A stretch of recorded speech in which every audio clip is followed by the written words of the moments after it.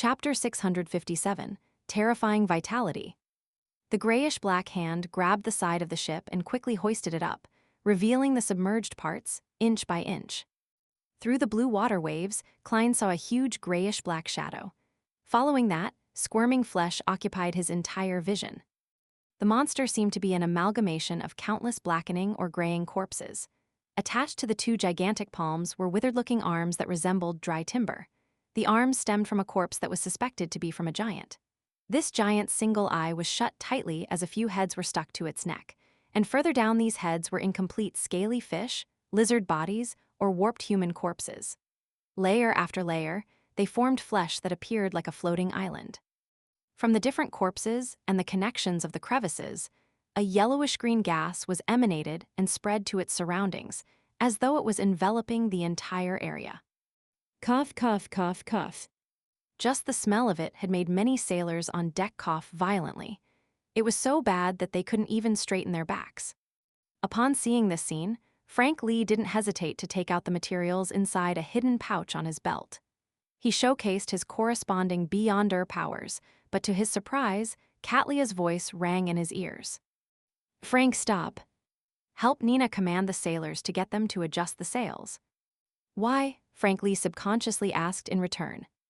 "In this area, the supernatural matters within the authority of Earth Mother will mutate, including your powers." As Katlia spoke, she extended both her palms forward and pressed down on a particular spot on her desk. The symbols and the magical labels on the future immediately became more pronounced as they lit up one after another, converting the entire ship into a resplendent sea of stars. They seemed to correspond to each and every point of starlight that swirled around Katlia's body. The spreading yellowish-green gas was kept out as Klein began floating towards the window of his room from the closest wall. The coughing pirates felt alleviated, and under the lead of Bosun Nina and first mate Frank, as well as the instructions of Ottolov, they quickly adjusted the sails and attempted to make the future escape from the nearby waters in order to escape the influence of the mutation effects. However, the grayish-black colossal monster had held back the front of the ship, and the body beneath the water had connected to unknown parts of the ship in order to hold the future, preventing it from advancing forward. At the same time, formless tall mountains seemed to appear around them, blocking out the sea winds that blew from afar, preventing the future from using its strength no matter how it adjusted its sails. Faced with such a situation, there's a need to use a backup steam engine system. Unfortunately, the future lacks it. Yes, it can still fly with the help of the starlight, but that seems to be extremely draining on Ma'am Hermit. Besides, it will be difficult to grasp the direction and distance it will bring us. To make such a flight in such waters, there's a high chance of entering a more dangerous zone without being blessed with good luck. Heh, there's still the extremely unlucky Anderson on board. Klein floated by the window in his room as he took in the situation. He wasn't nervous, as neither Admiral of Stars Katlia nor the strongest Hunter Anderson had showcased their true strength. "Of course, that includes me as well," Klein added inwardly. He planned on first returning to his room and wearing tinder. Without any food around, using such a mystical item was more suitable than creeping hunger. The latter was to be reserved for him when facing more dangerous and complicated situations before throwing it above the gray fog for it to cool down. As for the negative effect of losing items on him, Klein already had a plan. He decided to put in his wallet, Azek's copper whistle, the adventurer's harmonica, and other items into his suitcase when changing his inventory, leaving Creeping Hunger, Murloc Cufflink, and the charms from the Sea God domain. He would keep a close watch on the latter two to prevent them from being lost. And from a probability standpoint, the most likely item to be lost by Tinder would be the charms since they were the greatest in number. Klein wasn't worried about this. He had created charms with different effects. They were highly disposable.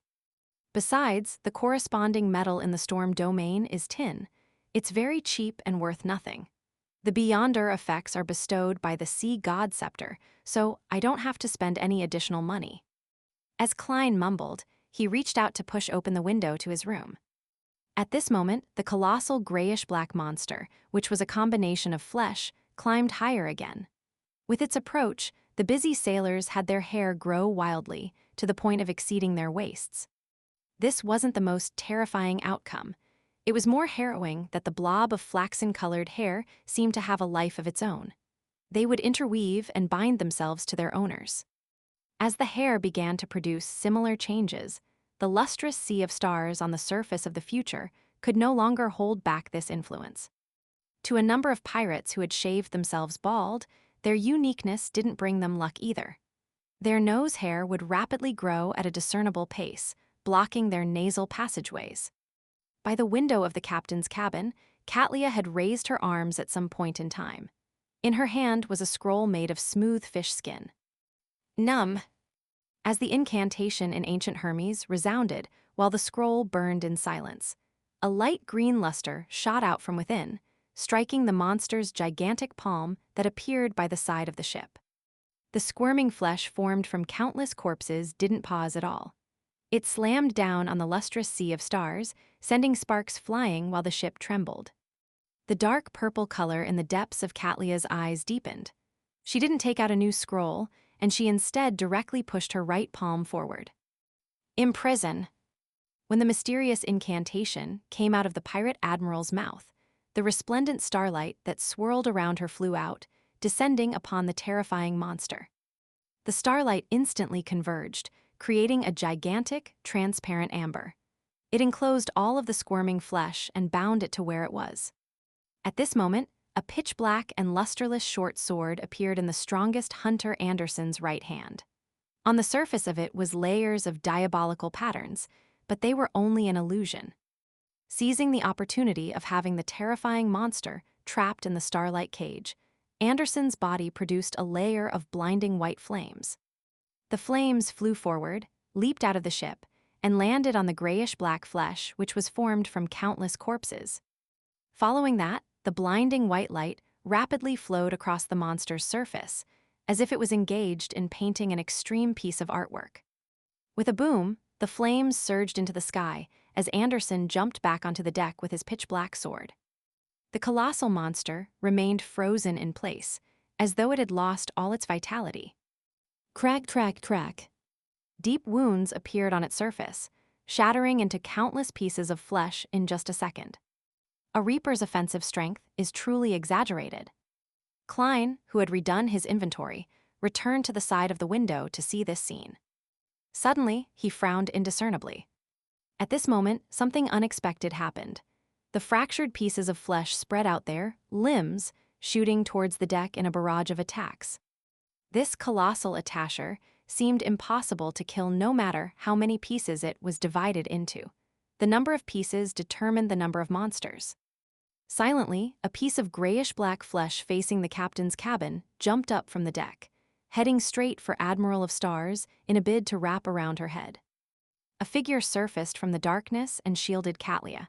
It was none other than bloodless Heath Doyle. He opened his mouth as they cracked open, all the way from his nose to his chest. Soon, he formed a squirming vortex of flesh and blood.